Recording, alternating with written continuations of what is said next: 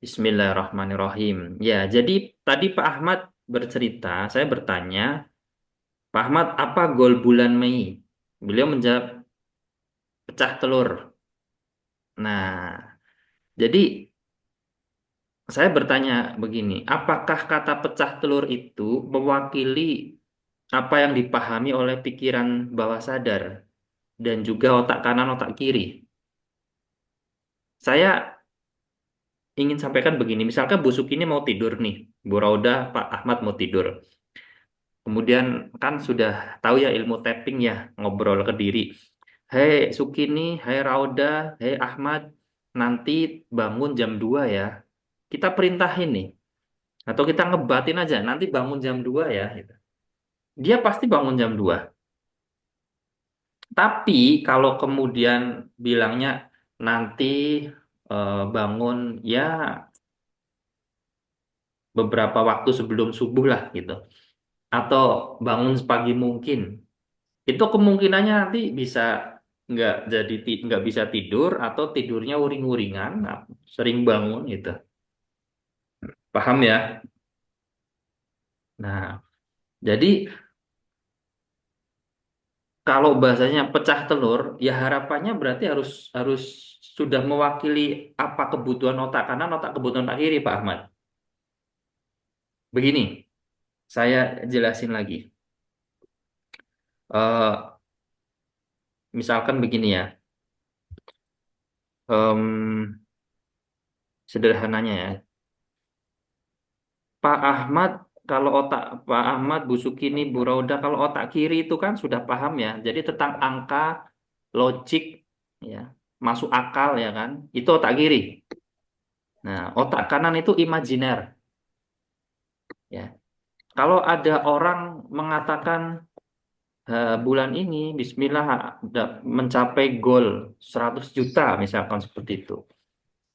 Itu berarti dia menggunakan afirmasi atau self-talk yang orientasinya pada hasil. Biasanya kalau seminar-seminar itu, kan ada tuh masuk ruangan terus, yes, aku bisa 10 juta, 100 juta gitu. Tetapi ternyata kayak di dada itu ya, di di di diri kita ada suara kayak, ah model kayak kamu aja, Ah, nggak mungkin lah gitu. Ya nggak? apa Sudah, apa ya bisa gitu apa ya. ya bisa gitu loh. Itu sudah ada yang mensabotase itu. Iya, iya, iya. Nah, maka bisa jadi sebenarnya orang ini adalah meta programmingnya bukan orientasi pada hasil, tapi pada proses. Jadi bukan yes, aku bisa eh, 100 juta gitu, bukan itu, keliru. Tapi kemudian dia, narasinya akan menjadi seperti ini. Bismillah, alhamdulillah, terima kasih ya Allah, saya sedang bahagia, saya sedang berproses menuju omset 100 juta. Jadi meta program orang itu adalah proses, bukan hasil. Tapi nanti sampai juga tuh. Kalau kemudian sering diulang-ulang. Jadi ilmu manifestasi itu sebenarnya kuncinya adalah intensitas dan emosi. Ya, manifestasi. Ini kan kita bicara tentang manifestasi. Ya, busuk ini mau apa, Buraudah mau apa, Pahmat mau apa.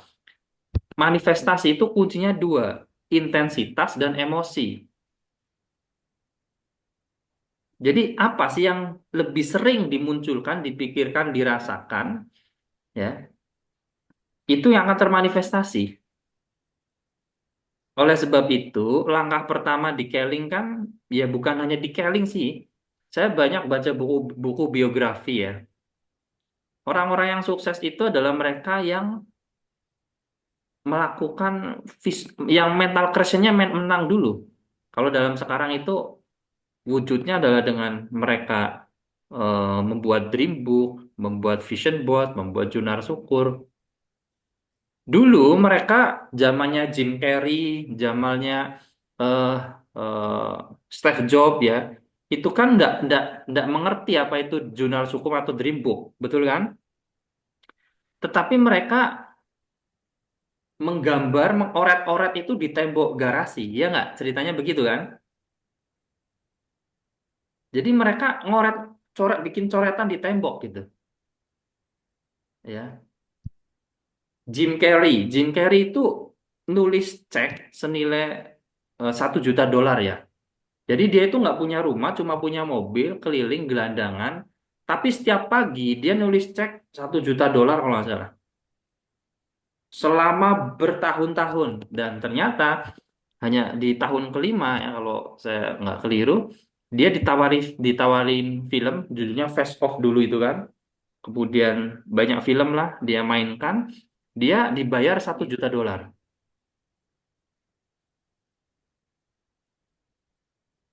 gitu. Jadi penting Bu Suki ini nanti belajar sama Bu Raudah tuh. Bikin dream book, jurnal syukur. Ya ngopi, ngumpul seminggu sekali lah Bu. Ya Ustadz, insya Allah. Oke. Nah, Sekarang udah tahu rumahnya Ustadz. nah, apalagi udah tahu rumahnya. Pak Ahmad juga perlu tuh. Jadi eh Bu Suki ini seingat saya kan sebenarnya nggak bermasalah dengan keuangan ya. Ya kan, wujudkanlah Iya. sesuatu yang mungkin jenengan belum bisa wujudkan atau tidak bisa wujudkan dengan pekerjaan atau bisnis yang saat ini gitu. Tapi melihat sistem di industri ini itu bisa menjadi shortcutnya, jalan pintasnya. Artinya apa? Misalkan jenengan sudah bekerja selama 10 tahun, ya, belum bisa mewujudkan impian mungkin umroh atau haji atau beli kendaraan atau apa, ya. Maka dengan sistem yang ada di industri ini bisa jadi shortcutnya. Mungkin 5 tahun, Alhamdulillah udah 3 tahun. kebeli motor sih. Alhamdulillah ya. Maka itu tadi dipancing dengan bahasa apa sih yang Ibu ingin wujudkan yang tidak bisa Ibu wujudkan dari pekerjaan atau bisnis yang saat ini gitu. Itu juga bisa jadi stimulasi pikiran Ini bagus gitu. ini Ustadz saya mau ngomong Mm-mm. anak saya kan yang kemarin puasa kan khatam Al-Quran. Terus dia ngajak itikaf yang saya cerita pertama puasa Ustadz. Ya. Nah sekarang dia itu ceritanya minta umroh Ustadz. Nah, itu Nah teman saya ada yang mau berangkat. Cuman saya minta izin sama bapaknya belum dikasih izin Ustadz. ya ikuti, nggak apa-apa. Itu normal ya, normal itu.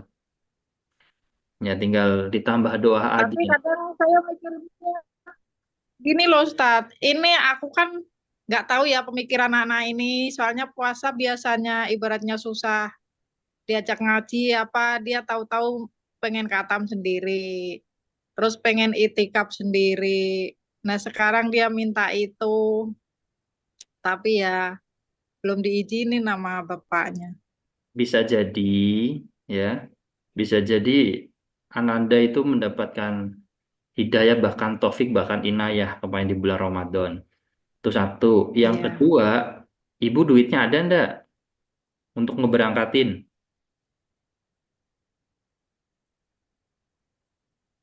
Ada ndak duitnya? Ada Ustadz. Ada. Nah, ada yang saya maksud ada ready di situ atau sudah akad atau berazam ke travel tertentu. Belum sih Ustadz ya, Nah, dia itu digarisbawahin, Bu. Kalau bahasa Kiai Kiai Madura nih, Bu Raudah ya iya. bilang begini. Mun perak ngoca tak kira depak. Jadi sesuatu yang spiritual itu kadang cuma butuh pengungkitnya aja, Bu. Kalau Ibu cuma ngomong mau umroh, mau umroh, mau umroh, nggak bisa. Nggak azam, saya nggak berazam. Besok Ibu cari travel, Ibu daftarin tuh. DP dulu Sebenarnya udah 5 ada juta Ustadz deposit. travel. Maksudnya teman saya tanggal 27 Juni apa Juli itu berangkat. Makanya Hmm. mau sabarin. Cuman ya nggak dapet izin Ustadz.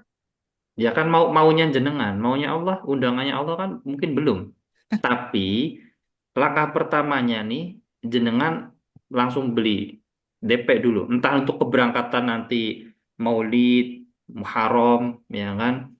Nah, Ini kan biasanya umroh itu paling sering kan orang Ramadan, Muharram sama Maulid nanti ini. Kan Maulid masih berapa? 5-6 bulan lagi. Jadi mereka di hari kelahiran Nabi, Kanjeng Nabi mereka di Tanah Suci. Nah, salah satu syarat dalam tanda kutip supaya kita menggoncangkan alam semesta adalah berazam, Bu. Ibu datang. Urusan umroh, Ibu, saya sudah istilahnya pengalaman banyak cerita ke orang-orang yang ada orang yang udah punya duit tapi nggak dipanggil-panggil. Banyak kok. Tapi ada juga orang yang nggak punya duit, Bu. Saya sering bertemu orang nggak punya duit. Nggak tahu gambarnya gimana. Tapi apa? Dia beranikan ngumpulin tuh 100-200 ribu. Begitu kumpul untuk DP, dia setorin DP-nya, Bu, ke travel. Bahkan dia nggak tahu habis ini mau uang itu dari mana. Tapi apa? Hatinya, jiwanya itu udah sampai duluan ke Tanah Suci. Eh, Saya tiba-tiba panennya bagus. Tiba-tiba dapat rezeki nomplok. Tiba-tiba mungkin dapat arisan.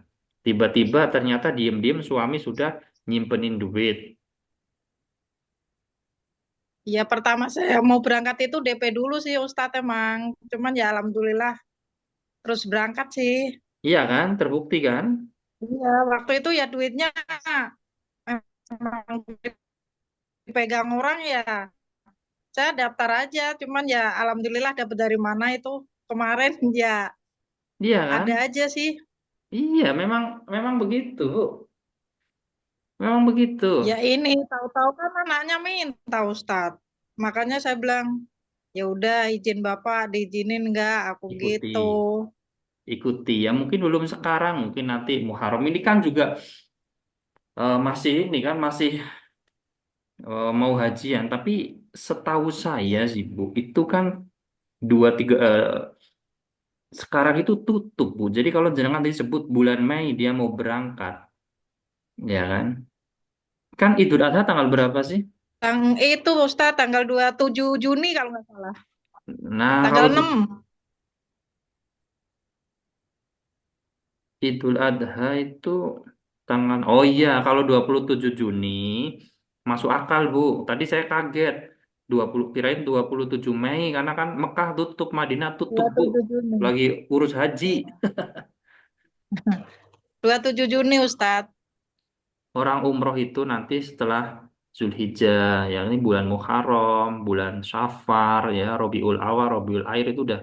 Tapi biasanya ngejarnya itu Muharram sama Rabiul Awal, ya kan? Seperti itu. Jumadil Awal, Jumadil Akhir, sama Ramadan. Ya dikasih perhatian anaknya, itu barang suci, ya kan? Eh, bapaknya belum izin ya, pemimpinnya, imamnya, ya ikutilah ya. Nah, mungkin nanti bulan depan ya atau kapan atau mungkin Bapak diam-diam punya rencana umroh rombongan. Gitu selama suami tetap di jalur syariat ikuti Amin. seperti itu ya.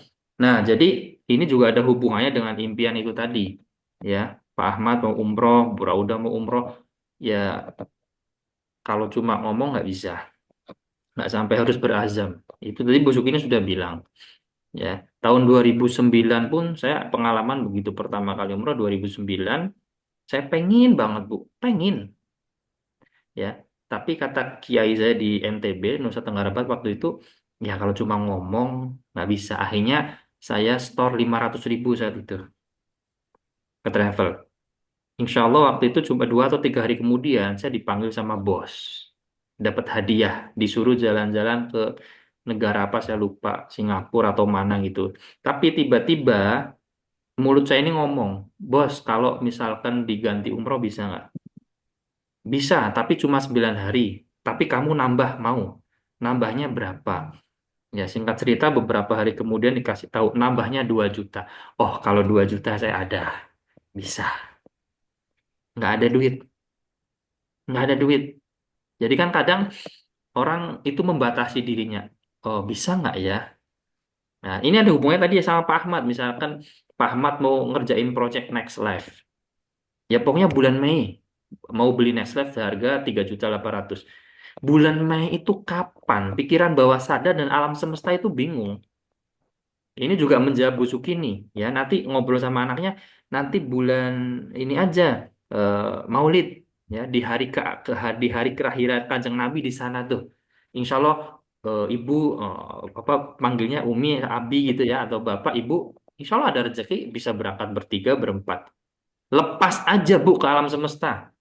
Ini hal spiritual. Ini jangan pakai akal pikiran, tapi harus ada azam, harus ada azam, dan harus ada pelepasan ke alam semesta. Itu polanya begitu. Paham ya, Pak Ahmad ya, Bu Sukini ya, Bu Raudah ya. Itu. Paham ya? Jadi harus ada arahnya jelas, tanggalnya jelas. Nah, nanti itu terrealisasi jika intensitas dan emosinya kuat ya. Misalkan Bu Sukini setelah bilang ke anaknya, iya nanti eh, bulan Maulid ya. Ya, mungkin uangnya baru bisa untuk DP berempat atau bertiga. Oke, setorin. Ya, Bismillah nanti ada uang, ya kita bisa berangkat. Itu jangan dipikir itu, udah setor aja. Paham ya? Masuk ya. Arahnya jelas. Saya kan ini Ustadz udah sering ngajak suami. Dulu pernah ya sebelum saya berangkat kan, ayo Pak umroh gitu. Kata dia masih banyak kebutuhan. Ya kalau emang itu saya minta izin, terus diizinin itu Ustadz. Lah kemarin itu saya ajak lagi, belum mau juga Ustadz. Doanya Iya, gimana itu? ya kan itu adalah urusan Tuhan, Bu. Yang keliru Iya adalah doainnya gimana? ketika Anda nggak ngajak, ketika jenengan nggak ngajak, nggak syiar. Nah, masalah hasil, masalah nanti turun hidayah, inayah mau atau tidak, itu kan urusan Tuhan. Nah, maka nanti bisa doanya ditambahkan. Allahumma bihaqqi Sayyidina Muhammad yasilana zarah Makkah wal Madinah. Atau paling tidak kirimkan Al-Fatihah untuk pasangan setiap selesai sholat. Ya Allah bacaan satu kali Fatihah Allah agar suami dapat hidayah, dapat kerinduan untuk hadir ke tanah suci. Kan orang-orang yang sudah hadir ke tanah suci itu orang yang hatinya, jiwanya sudah sampai duluan. Bahkan fisiknya itu secara akal nggak punya duit, nggak punya pekerjaan mungkin akalnya loh. Tapi hatinya, jiwanya udah sampai duluan. Paham ya? Jadi ibu tetaplah ngobrol, ngajak. Itu syiar. Perkara nanti suami mau atau tidak, ya itu kan urusan dia sama Tuhan. Paham ya? Jadi ibu jangan masuk ranahnya Tuhan. Ibu diem-diem daftarin aja nggak masalah. Banyak yang begitu kok. Udah diem-diem daftarin aja. Ya, itu sambil ingat doa. Ada 3 doa utama kalau orang mau umroh itu mungkin mau ke tanah suci ya. Mungkin Ibu Sukin, Ibu Roda, Pak Ahmad sudah sering sering berdoa. Tahu ya? Bismillahirrahmanirrahim. Allahumma sholli ala Sayyidina Muhammadin tubalikuna bihajabatikal kharam wa ziyaratan qabri nabi ka ali afdalus salatu wassalamu fi lutfin mu'afiyatin wassalamatin wa bulukil maram wa alaihi wasahbihi wa barik wasallim. Itu pertama. Yang kedua ada Allahumma bihaqqi Sayyidina Muhammad yassir lana ziyarah Sayyidina Muhammad. Allahumma bihaqqi Sayyidina Muhammad yassir lana ziyarah Makkah wal Madinah. Tahu ya. Yang ketiga nih, ini 3 doa ini jangan putus-putus ini ya. Yang ketiga adalah Rabbana taqabbal minna innaka antas sami'ul alim. Rabbana waj'alna muslimaini laka wa min zurriyyati ummatan muslimatan laka wa arina manasikana wa tub alaina innaka antat tawwabur rahim. Yang kemudian bisa dirangkum dengan apa? Memperbanyak sholawat. Tujuannya apa? Untuk memupuk kerinduan kepada Kanjeng Nabi Muhammad SAW, kerinduan hadir ke tanah suci. Nanti jiwanya itu sampai di sana dulu, Bu. Barulah realitanya mengikuti. Bahkan ketika orang itu tidak punya duit, udah banyak kejadian begitu, Bu. Jadi Pak Ahmad, Bu Sukini, Bu Rauda, jangan membatasi dengan kondisi saat ini, ya. Bu Sukini, Bu Rauda, Pak. Jangan membatasi kondisi saat ini. Udah lepas aja. Tetapi harus ada langkah nyata, berazam. Pak Ahmad ada hajat mau beli Next Life untuk project air. Bulan Mei, Bismillah ya Allah, tanggal 20. Kan narasinya adalah kita itu ya siap menerima rezeki dari arah yang terduga dan dari arah yang tidak terduga. Paham ya? Kadang yang membatasi energi rezeki itu adalah kita hanya mengandalkan rezeki datang dari arah yang terduga. Contoh Bu Sukini misalkan gajinya 5 juta. Oke, kalau bisa nabung 4 juta satu bulan, berarti 5 bulan bisa dong untuk umroh satu orang. Itu logika, pikiran kan? Ya kan? Tapi jangan menutup juga energi diri untuk apa dapat rezeki untuk hajat umroh dari area yang tidak disangka-sangka. Mungkin besok Ibu Suki ini beli tiket 3 atau 4 atau 10 tiket jalan kaki ya di Bundaran HI sana atau di Monas ada acara olahraga, tiba-tiba undiannya salah satunya umroh, tiba-tiba dapat. Tiba-tiba mungkin Ibu Zukini ditelepon sama Bu Zukini dulu yang umroh dulu pertama pakai travel apa gitu kan. Pakai travel A. Oh, aku mau dong gitu kan. Tolong rekomendasikan. Ternyata dia daftar 5 orang. 5 orang free satu. Bener nggak? 5 orang free satu, free-nya untuk Bu Zukini. Dari travel, Bu, ini ada free satu, Bu, karena Ibu udah bawa 5 orang ke sini. Berangkat dah. Pernah ada seorang petani, Bu. Saya ingat di tetangga sebelah. Em, dia itu setiap setiap ada uang, dia nggak berazam, tapi dia pengen, ya. Tapi dia pengen. Sudah kumpul 20 juta, ada aja keluar untuk anaknya, untuk cucunya. Tapi pengen. Ternyata masalahnya satu, Bu, nggak berazam. Singkat cerita, kemudian dia berazam, dia setor lah DP 2,5 juta saat itu. Pas kebetulan nanam tomat. Ibu ini nanam tomat. Ya kan? Dalam bahasa Madura terjemahannya begini kurang lebih. Ya Allah, ini saya setor untuk umroh. Ya, saya nggak tahu habis ini mau dapat duit dari mana, tapi saya pengen umroh. Hati saya sudah sampai sana. Ini kebetulan secara akal pikiran di depan lagi nanam tomat. Mudah-mudahan nanti pas panen hasilnya bagus, harganya bagus. Ternyata betul. Allah izinkan tuh.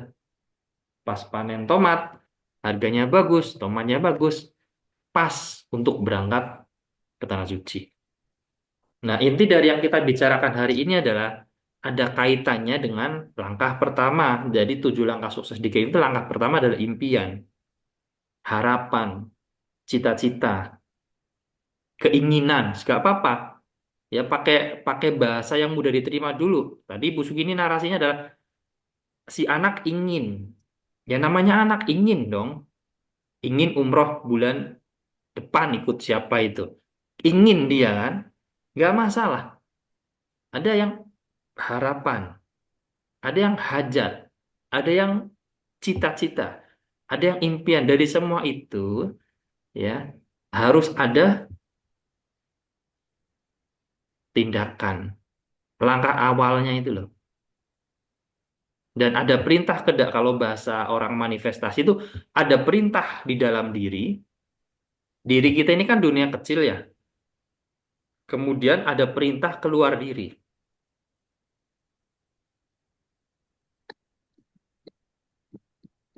Masuk ya? Paham kira-kira Bu? Insya Allah. Nah itu. Nanti anjay pasti. Itu sudah sebuah kepastian Bu. Ya, kepastian. Jadi ilmunya Allah sebenarnya itu ilmu pasti, bukan ilmu raba-raba. Nanti jenengan DP wis, DP sudah storin semuanya tuh. Ya kan? DP. Ya beli kursi dulu. Pak Ahmad ini sudah berapa tahun sama saya selalu bilang Pak Ahmad, langkah pertama sudah beres belum? Bikin jurnal syukur, bikin timbuk, bikin vision board. Belum. Ya, alam semesta bingung. maunya apa sih? Iya kan? Ibu Sukidi bilang misalkan mau umroh bersama keluarga. Kapan? Bulan apa? Kalau sudah ditentukin kapan, bulan Kan apa, itu Ustaz. ya kan? Waktu Nanti, itu kan punya tahun 2025, tapi nggak ada bulannya. nah itu. Jadi kan ingat rumusnya ya. Minta boleh, detail boleh, tapi jangan maksa. Ngotot boleh minta sama Tuhan, tapi jangan maksa.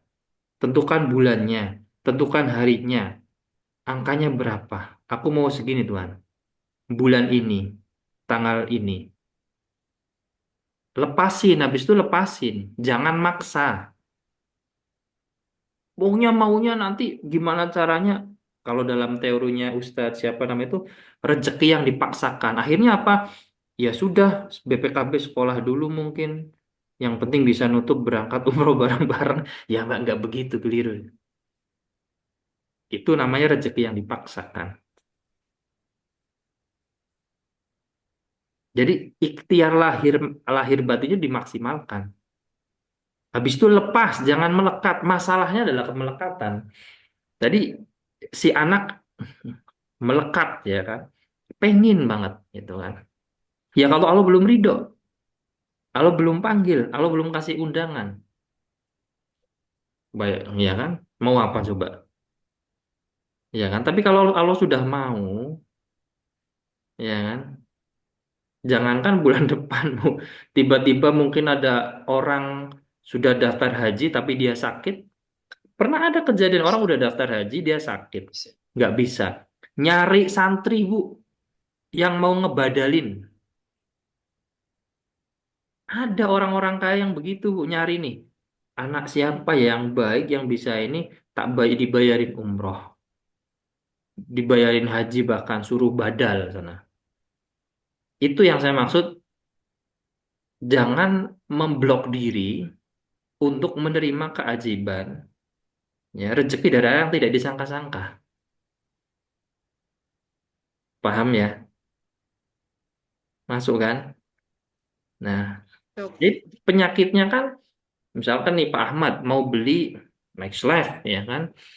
Dihitung-hitung sih segini. Iya dihitung-hitung. Oke, nggak masalah. Nanti tanggal sekian dapat sekian. Tapi jangan melekat di situ. Jangan melekat di situ. Melekat berarti menutup.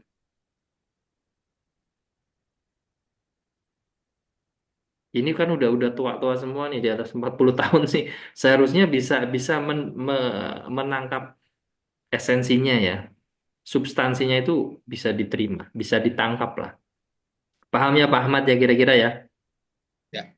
Gitu. Jadi Allah menyebutkan di dalam Al-Quran itu berapa puluh kali ayat yang mengatakan, apakah kamu tidak berpikir? Benar ya? Banyak ayat-ayat yang di ujungnya itu kemudian ditanyakan lagi, apa kamu tidak berpikir? Bagi orang yang berpikir,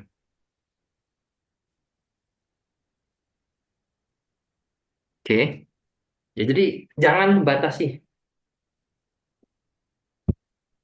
Maka yang paling sulit dari 7 langkah sukses, yang pertama itu adalah impian itu tadi. Kalau Ipo Santoso, ya guru kami juga, Pak, ya, beliau mengatakan begini, kalau Anda yakin bahwa Allah Maha Besar, maka seharusnya Anda berani untuk berpikir besar. Berpikir yang kecil aja berani. Kadang kan lucu Pak Ahmad ya. Orang berpikir kecil nih. Ah penghasilan 1 juta aja deh, 2 juta udah alhamdulillah. Dapat gaji 3 juta, alhamdulillah. Juga lucu kadang ada orang yang mau untuk sering berpikir dan berperasaan negatif. Tetapi dia tidak mau melatih untuk berpikir dan berperasaan yang baik, yang positif. Kan lucu ya. Bener ya. Kadang ada orang Oke. membatasi dirinya bercerita, aku nggak mungkin lah begini begitu. Yang membatasi itu dirinya sendiri.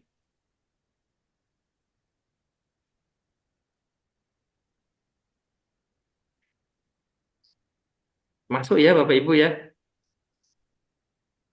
Jadi Insya Allah. Ya. pikirannya sendiri yang membatasi. Boleh Bu, busuk ini berencana boleh. Saat berencana, ada khauf, ada roja kalau dalam bahasa spiritual. Ada harapan, ada ketakutan. Itu ambil tengahnya.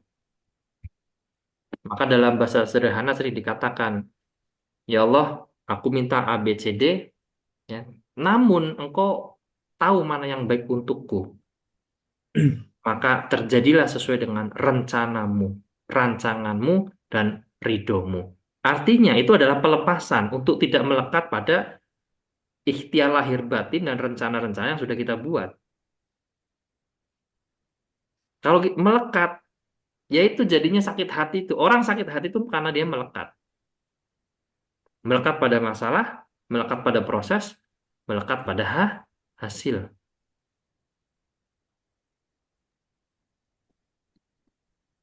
Bisa diterima, Bu Rauda, Bu Sukini, Pak Ahmad? Masuk ya? Oke.